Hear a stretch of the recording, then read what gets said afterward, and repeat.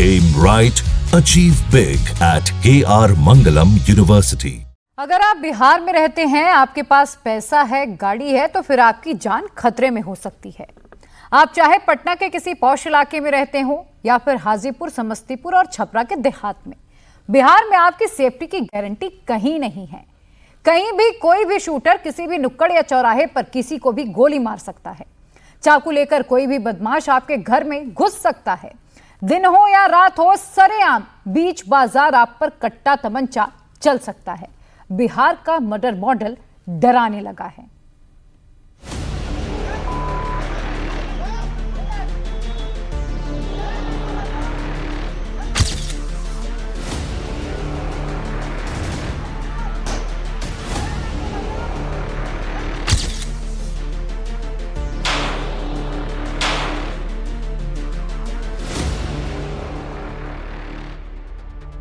सोचिए, सिर्फ 14 दिन में बिहार में हत्या की हाफ सेंचुरी लग गई। सिर्फ 14 दिन में बदमाशों ने 50 लोगों का मर्डर कर दिया।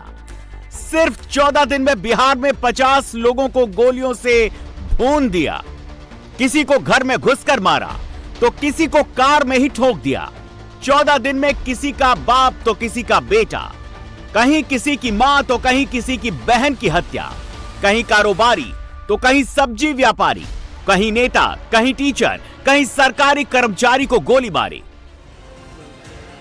सिर्फ पिछले 24 घंटे में बिहार में 5 जिलों में शूट आउट हुआ। 6 लोगों को गोलियों से छलनी कर दिया गया। गोली छपरा में भी चली और पटना में भी।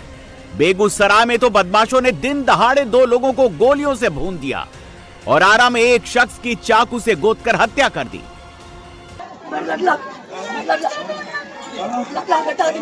भाभी है, कुछ नहीं होता है।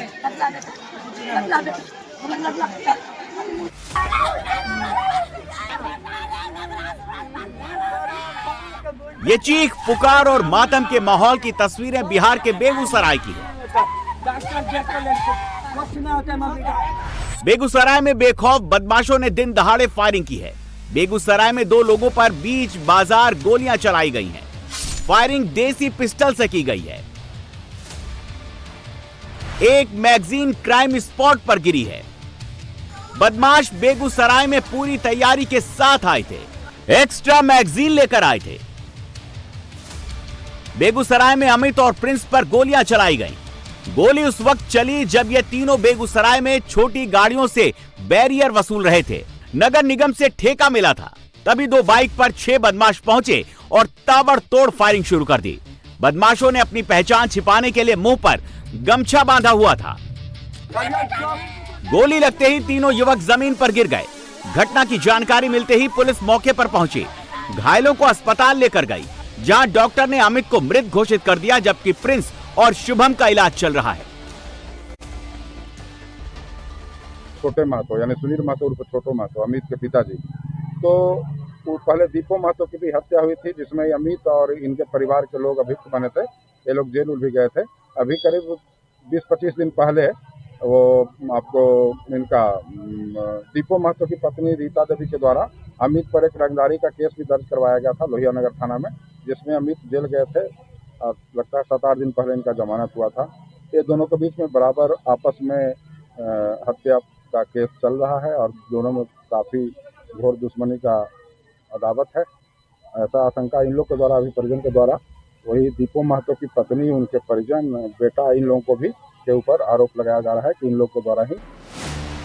अब इस मामले में बिहार पुलिस ने FIR तो दर्ज कर ली है और बेगूसराय पुलिस अज्ञात बदमाशों की तलाश कर रही है।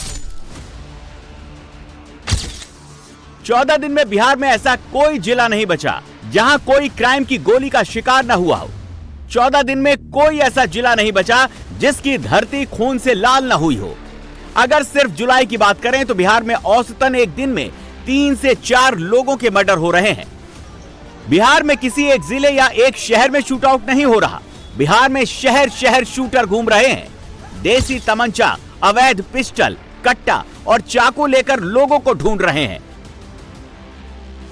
बिहार में जिंदगी और मौत के बीच बस एक गोली, बस एक हमले का फासला है और जान की सुरक्षा की गारंटी देने वाला कोई नहीं बचा है। ये बिहार की राजधानी पटना की तस्वीर है। पटना को बदमाशों ने क्राइम कैपिटल बना दिया है। 48 घंटे में पटना में 3 बड़ी वारदातों को अंजाम दिया गया। कंकड़बाग, दानापुर और फुलवारी शरीफ 3 अलग अलग लोकेशन पर फायरिंग हुई है। ये तस्वीरें पटना के कंकड़बाग इलाके की हैं। बदमाशों ने एक बाइक मैकेनिक को सरेआम गोली मार दी। देखिए अपराधी हाथ में तमंचा लेकर कैसे बेखौफ है। बदमाश कार से गैराज पहुंचते हैं और गाली गलौज करते हुए ताबड़तोड़ फायरिंग करने लगते हैं। वारदात को अंजाम देने के बाद कार सवार अपराधी तमंचा लहराते हुए फरार हो गए। गोली आलोक के दाहिने पैर में लगी और उसका अस्पताल में इलाज चल रहा है। आलोक पटना के गौरीचक थाना क्षेत्र में बाइक रिपेयर की दुकान चलाता है। सोगी मोड़ के पास एक मैकेनिक का काम करने वाला एक व्यक्ति आलोक कुमार, जिन्हें कुछ व्यक्ति से जो कुछ पैसे को लेकर और अन्य कारणों से कुछ विवाद था। इस क्रम में एक व्यक्ति द्वारा उन पे जो है सो फायरिंग कर दी गई और उन्हें पैर में गोली लगी है। वो अभी इलाजरत है और खतरे से बाहर है। इस संदर्भ में अभियुक्तों की पहचान कर अग्रतर गिरफ्तारी की कार्रवाई की जा रही है। पटना में धाए दानापुर में भी हुई। बदमाशों ने दिन दहाड़े हाईकोर्ट के वकील को गोली मार दी। जितेंद्र महतो हाईकोर्ट के वकील हैं और रोज की तरह ही घर से चाय पीने निकले थे। वो चाय पीकर लौट रहे थे, अपराधियों ने उन्हें गोली मार दी। हैरानी की बात तो यह है कि जितेंद्र कुमार की हत्या सुल्तानगंज थाने से सिर्फ 300 मीटर की दूरी पर की गई और अपराधी मर्डर को अंजाम देकर आसानी से फरार हो गए। एक व्यक्ति जिनका नाम जितेंद्र महतो है, उनको गोली मारी गई है और उसके बाद उनको इलाज के लिए पीएमसीएच ले जाया गया। इलाज के क्रम में उनकी मृत्यु हो गई है।